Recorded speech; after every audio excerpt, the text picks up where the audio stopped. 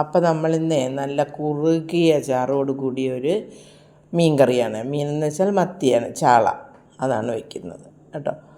അപ്പോൾ അതിന് തേങ്ങയൊന്നും അരയ്ക്കേണ്ട. അതിന് വേണ്ടിയിട്ട് ഞാൻ ഒരു 10 കാശ്മീരി മുളകോളം എടുത്തിട്ടുണ്ട്, മുഴുവൻ മുളക്. അതൊന്നൊരു ചീനച്ചട്ടിയിലേക്ക് ഒന്ന് ചൂടാകാൻ ഇട്ടിട്ടുണ്ട് കേട്ടോ. അതൊന്ന് ചൂടായി വരുമ്പോഴേക്ക് അതിലേക്ക് 1 സ്പൂൺ മുഴുവൻ മല്ലിയാണ് ചേർക്കുന്നത്. അത് വിട്ട് കൊടുത്തു. അതൊന്ന് ഒരുപാടങ്ങ് കരിയൊന്നും വേണ്ട, ഒന്ന് ചൂടായാൽ മതി. അപ്പോൾ 1/2 സ്പൂൺ ഉലുവ, 1 സ്പൂൺ കുരുമുളക്, ഇതെല്ലാം കൂടെ ഒന്ന് ചൂട് പിടിച്ചാൽ മതി. എന്നിട്ട് നമുക്കിതൊരു മിക്സിയുടെ ജാറിലേക്ക് പകർത്തി ഒന്ന് പൊടിച്ചെടുക്കാം കണ്ടോ. ഒന്ന് ചൂടായിട്ടുണ്ട്, ഒന്ന് ഒരുപാട് വറുത്ത് മരിയണ്ട. കാശ്മീരി മുളകാണ്, നല്ല കൊഴുപ്പ് കിട്ടും കണ്ടോ. അതൊന്ന് പൊടിച്ചെടുത്തിട്ടുണ്ട്. നമ്മളിനി ഇതിനകത്തേക്ക് ഇത്തിരി ചൂടുവെള്ളമാണ് ഒഴിച്ച് കൊടുക്കുന്നത്. എന്തിനാണെന്ന് വെച്ചാൽ നന്നായിട്ടൊന്ന് അരയണം. അപ്പോൾ നമുക്ക് ഇച്ചിരി ചൂടുവെള്ളം ഒഴിച്ച് ഒന്ന് നന്നായിട്ട് അങ്ങോട്ട് അരച്ചെടുക്കാം. അപ്പോൾ നല്ലൊരു കളർ കണ്ടോ, നല്ല കളർ. ഞാൻ ഇതിനകത്ത് മഞ്ഞൾ കഷ്ണമില്ലാത്തതുകൊണ്ട് മഞ്ഞൾപ്പൊടി ഇട്ടാണ് അരച്ചത് കേട്ടോ. എന്നിട്ട് നമ്മളൊരു ചട്ടി അടുപ്പത്ത് വെച്ച് അതിലേക്ക് വെളിച്ചെണ്ണ ഒഴിച്ച് ഇഞ്ചി അരിഞ്ഞതിട്ട് കൊടുത്ത് അതിൻ്റെ ഒപ്പം തന്നെ വെളുത്തുള്ളി അരിഞ്ഞതും കൂടെ ഇട്ട് കൊടുക്കുന്നുണ്ട്.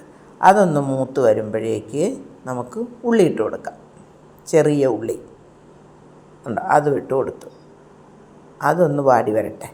അപ്പോഴേക്കും നമുക്ക് ബാക്കി ഇതിന് വേണ്ടുന്ന പച്ചമുളക്, കരിവേപ്പില എല്ലാം അങ്ങ് ഇട്ട് കൊടുക്കാം കണ്ടോ. അതൊന്ന് നന്നായിട്ട് വാടി വരട്ടെ. അപ്പോൾ നമുക്കതിനകത്തേക്ക് നല്ല പുളിയുള്ള തക്കാളി ഒരെണ്ണം അരിഞ്ഞിട്ട് കൊടുക്കുക. ചെറുതായിട്ടൊന്നും അരിയേണ്ട, ഇത്തിരി വലുതായിട്ട് കിടന്നോട്ടെ. ആ ഗ്രേവിയിൽ കിടന്നൊരു ടേസ്റ്റ് ആവുക തക്കാളി കഴിക്കാനായിട്ട്. എന്നിട്ട് നമുക്ക് അതിലേക്ക് ഇനി ഉപ്പിട്ട് കൊടുക്കണം. ഈ അരപ്പും ചേർത്തിട്ട് ഉപ്പിട്ട് കൊടുക്കാം കേട്ടോ. അരപ്പിൽ മഞ്ഞൾ നമ്മൾ ഇട്ടിട്ട് അരച്ചേക്കുന്നത് കൊണ്ട് കുഴപ്പമില്ല. ഞാൻ മഞ്ഞൾ കഷ്ണം ഇല്ലാഞ്ഞത് കൊണ്ടൊരു മഞ്ഞൾപ്പൊടി അരച്ചപ്പോൾ തന്നെ ഇട്ട് കൊടുത്തിട്ടുണ്ട് കണ്ടോ. അതൊന്ന് വഴറ്റി ഇങ്ങോട്ട് എടുക്കാം നമുക്ക്. അതിലേക്ക് ഇനി നമ്മൾ ആവശ്യമുള്ള ഉപ്പിട്ട് കൊടുക്കണം. അരപ്പ് വഴന്ന് വന്നിട്ടുണ്ട്.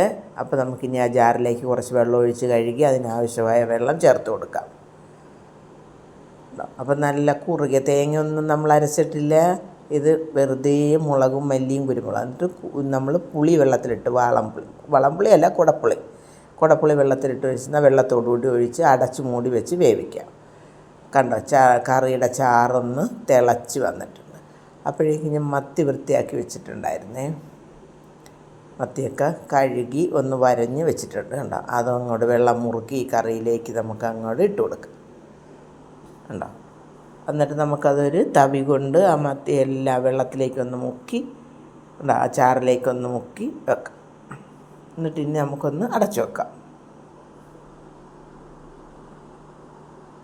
എന്നിട്ട് ഈ കറി ഒന്ന് തിളച്ച് കഴിഞ്ഞപ്പോൾ നമ്മൾ അടപ്പെടുത്ത് മാറ്റിയിട്ട് ഒരു തുണി കൊണ്ട് കറിച്ചട്ടി ഒന്ന് നന്നായിട്ടൊന്ന് ചുറ്റിച്ചു കൊടുക്കണം കണ്ടോ. പിന്നെ തീ കുറച്ചേ വെക്കാവുള്ളൂ, പിന്നെ കൂട്ടി വെക്കരുത് തീ. എന്നിട്ട് നമ്മൾ ആ അടപ്പ് പാത്രം തന്നെ ഒന്ന് ചരിച്ച് വെച്ച് വേണം കറി വറ്റിക്കാൻ. അപ്പോഴേ അതിൻ്റെ എണ്ണയൊക്കെ തെളിഞ്ഞ് വരുന്നത്. ചെറിയ തീയിലിരുന്ന് ഉപ്പും പുളിയൊക്കെ പിടിച്ച് വറ്റി വരും കറി.